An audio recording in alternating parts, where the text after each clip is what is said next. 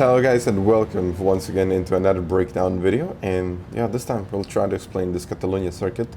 So the first point that I was used for braking is not a 100 meter board. It is, you can actually use the 100 meter board, but I was used that sign on the left, and really you can see really abusing the curb here, like using a lot of curb. You've got, wait a second, you've got the opening there on the left hand side, plus if you want to turn in, you got the orange barrier on the right ending. So this is something that I would normally use for turning in, and I think that's the best probably the best sign to do it for. So once again, as you start turning in, you don't want to use more than 50% of the brakes because this car really likes to slide. So you want to kind of get rid of that unwanted understeer just by letting go of the brake sooner and going over this one and literally flat out at this point. This is like third gear. You want to position yourself close to the green part of this one. So very, very close to this one, but not touching it, but also not going too far to the left, something like this. Then you're pointing out to the middle as much as you can and really focus on getting this part right. So you can actually see the tire marks already going in. Just follow them. Following the tire marks, actually following everything. So you can see the pole on the left. This is the point where I'm just kind of letting go of, actually a little bit before that, I'm letting go of the throttle to rotate the car a bit better. And then as I'm getting in, or actually out, if you want to call it like that, I'm trying to get the best possible line in. And the best possible line into this corner is just a little bit wide, not too narrow. I mean, it's very hard to describe, but the best thing you can do is literally follow the tire marks, and that's just going to show you the way into the corner and out of it in the end. So looking to the left, there we got to the pole, and then I'm putting the power down very, very early, rotating it, fourth gear, and now once again use the curb. So curbs are here just to use them. So we're looking at the left, right before the shadow. You got the white line on the left hand side. This is where you brake hard, but once again try to follow the tire marks once again. So at this point it's kind of actually a bit better to get rotation of the back end. So a little snap of the back end will open up the corner much better, and then you'll be able to get this late part of the apex. Like this is the one. I'm not going to put in too much throttle because again, too much throttle in the in the middle of the corner will cause that unwanted understeer. So what I want to do is I want to get fully on the power, because with this car, if you fully really smash the power down, you're going to get that slide. And you're going to get this, the back of the car will snap. And this was going to cause a little bit of that oversteer. And in the end, that's going to help you rotate the car and get through the turn a lot better than before. So once again, curb. But I have to say this time on the curb, I'm not using the tire marks right in, right where as they start. I want to use it kind of in the middle, somewhere around here. So once again, using the curb as much as I can, and once again, following the tire marks. So all you have to do on the circuit is just follow the tire marks, but it really depends on which part of them you're using. And I would like to explain this corner because I've seen a lot of people just go wide. They have a lot of understeer and a lot of other things that are happening in this corner. So you want to only brake fully once you straighten up, but as you start turning in, it has to be at 50 or maybe even less. It really depends on the speed you're taking into the corner. But if you exceed that 50-60% of the brakes, the car will naturally slide. You will get that certain amount of understeer and just gonna slide into the corner, and nothing much you can do there. But again, once you reach the pole on the right, you can really start putting the power down. So don't have to be careful about it, like let's say on Suzuka when we had to be careful on how you put the power down out of the hairpin and so on. No, you just push it down, and that's gonna cause that rotation of the car, and you might even get a better exit than you wanted to. But that's how the car, how this car actually works.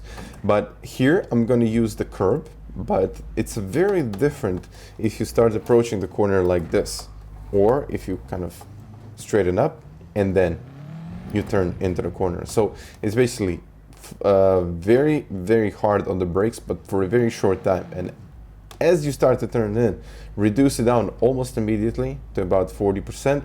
Then you're reaching the apex. And once again, if you got the curb, use it. So if you're on the curb, use the curb to rotate the car better. And you're in third. And even that, like when you put the power down, that rotation of the back end will essentially like rotate the car better and make you go faster around the corner. And something like that will happen here. You're looking at the end of the curb. You're turning in right as the curb ends, and then right before the apex, you're starting to put in like 20-30% off the brakes, maybe not even 30. I would say about 25 should be the limit. And then, as I said before, like smash the power down. So as soon as you touch the apex, smash the power down, but don't be careful till you get around 20-30%. Like I said, in the middle of the corner, or I said it with some other cars, or like something like this, and then it has to be from 0 to 100 very, very quick. This is a very specific car, and you just have to drive it in a very specific way. So once again, looking to my right, 100 meter sign right before that. I would say 125 should be kind of good. So braking on the curb, braking straight, use the shadow, use the 50. So 50 meter sign should be your turning in point, but also using the 50% off the brakes, which is again very, very important.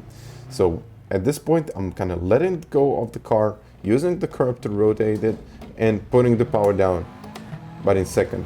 Here I used the first gear because I didn't have enough speed, but essentially here you want to use second gear and really smash the power down. You know, you'll get a lot of oversteer, which is in this situation, even, you know, you can even use it. Right now, cutting this part a lot because now I will be able to open up the corner better, using about 30-40% of the brakes continuous, but not that much because you want to still carry the speed and you want to aim towards this part. So once you can actually see this little curb, I mean, it's what is it called, sausage curb at this point. So right about at this point, if you open up the corner in this way, if you leave yourself a little bit of room on the right, you can even start putting the power down here, something like that. And then use the Astro on the left, use as much track as you possibly can, going from, you know, literally, you know, going to the limits of the track every single time. You know, this is essentially what you need to do to get a better lap. So here, looking at the tire marks, as you turn into the corner, use about 50% off the brakes, otherwise, you know, the car is not going to turn, you're not going to be able to slow it down too much, plus, if you do it too much, then the car is just going to rotate and you're just going to be off the track. So 50%, I think it's kind of a gold standard. And as you approach this one, you have to position the car in this way. So it's not the same. So I would say, I will go back just to explain a bit how I'm putting the power down. And this has to be done in like half of the power in, so you can position out the car in this way. So even before the shadow, you gotta be kind of already starting to turn to the left and using that 50% of the brakes. So 50% of the brakes, I don't know if you saw my stream, so I was kind of struggling to put the power down at this point and even rotate the car, and this was the reason why, because I wanted to brake too late, but it wasn't, you know, I didn't need that. I just had to brake slightly earlier, get rotation of the car in, and then go over this curb, but with my right tire. So position the car more kind of towards the left, so we can open up a bit more, and then once again open it up this way. So it's essentially putting more. I was kind of going through the section. Okay, I'm going to explain. I was going through the section kind of over the curbs, right over the curbs. I wasn't thinking about that the car needs to be a little bit more to the left, something like that. It's not a big difference, but you'll see it's going to make a difference in the end. And once again, over the curb like this. So before that, I was kind of going over it like that, you know, putting the half of the power over, half of the car over the curb, but you actually want to be putting, you know, I'm going to even show it to you. You want to be putting right about this part of the car. So using as much track as you possibly can, but be very careful now because you might pick up a penalty. And once again, as I said, second gear, third gear on the way out, and really smash the power down. and really quick use of that rotation, and you even saw there I picked up a penalty. So this is going to be, yeah, you're just going to need a lot of tries to make this perfect, because I mean there's literally penalties everywhere, and abusing track limits is a must here. So guys, what can I say? I hope you enjoyed this breakdown video, and I'll catch you guys next time. Bye.